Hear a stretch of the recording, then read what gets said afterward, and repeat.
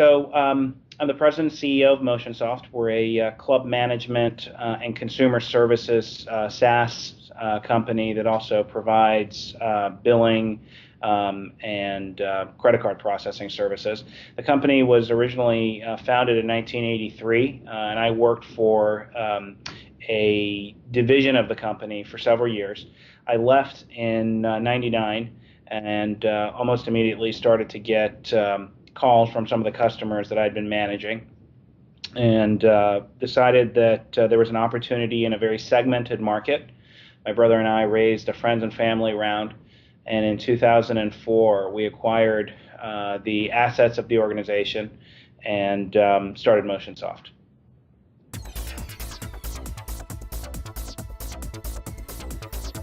So we really identified a market that it was a niche market essentially, which is the gym industry, and we saw a much bigger opportunity that was sort of an offshoot of that. So, as a core product, we had a gym management and member management application, and within the health and fitness industry itself, there were no fewer than 24 providers of similar solutions, and there was a lot of legacy guys. So if you were a member of a gym and you had some technical expertise back in the 80s, you put together some sort of a small access database for that gym to run their business on, and became a software company. And so there was a lot of those guys running around. So we sort of looked at our growth both organically as well as through acquisition. We were able to go out and identify some smaller providers in the space, come up with some pretty creative approaches towards acquiring them where they were able to remain engaged, because obviously a lot of these cases, these were lifestyle companies.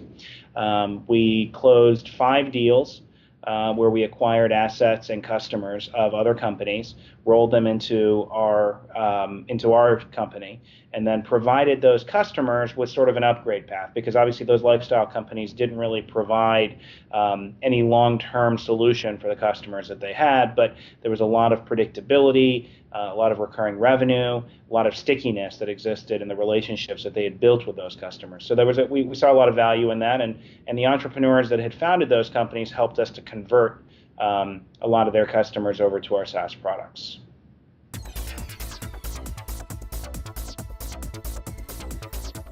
Yeah, sure. So we have about 2,000 customers. The majority of those customers are hospital-based facilities, commercial gyms, public recreation centers, universities, and corporate wellness centers. And then as an offshoot of that, we've got several consumer-type businesses, and I'll get into each of them. But initially, the gym business, we've always been sort of the leader in the enterprise segment. So we've got customers that are as large as national chains like Equinox Fitness, like Crunch Fitness, Urban Active, and others. And then we've got smaller regional guys that use our software applications as well.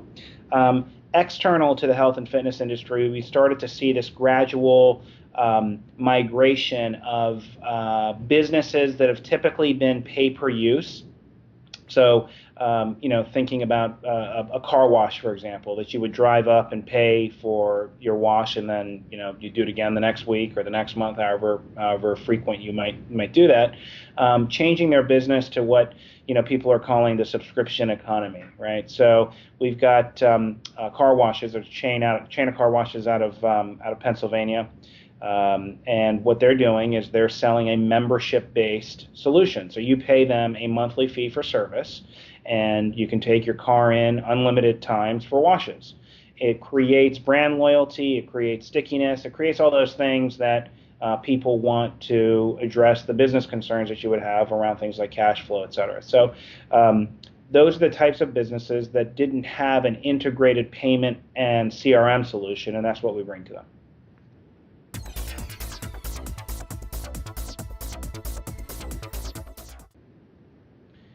So I'd always had sort of an entrepreneurial background. I'd worked in software, but this was really opportunistic. We saw with Motionsoft Again, all of the things that someone would want, both from a market as well as a company: great customers, niche market, no solutions, competitors that really didn't deliver a complete package to otherwise small and medium-sized businesses.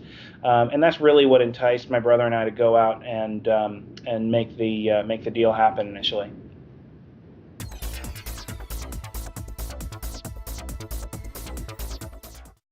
As an entrepreneur, you end up doing a lot of things with, people that are either friends or people that become friends in short order.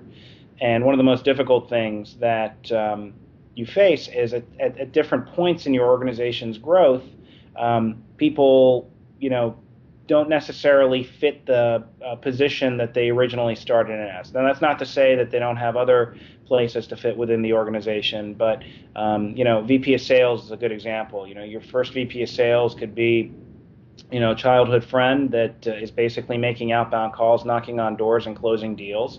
Then you become, you end up in a situation where you've got several people working for you, and then you go national, and then you go international, and sort of all of those different that evolution, if you will, in our company's history has required us to have different people. And it's one of the things that I have probably made a mistake in terms of decision making has been not making those difficult decisions early enough. And at the end of the day, the organization pays for it. Because you've got the wrong person doing the job. No matter how badly you want them to succeed, they just don't have the skill set to do it. And so I would make some of those decisions sooner, and that's one of the things I'd change.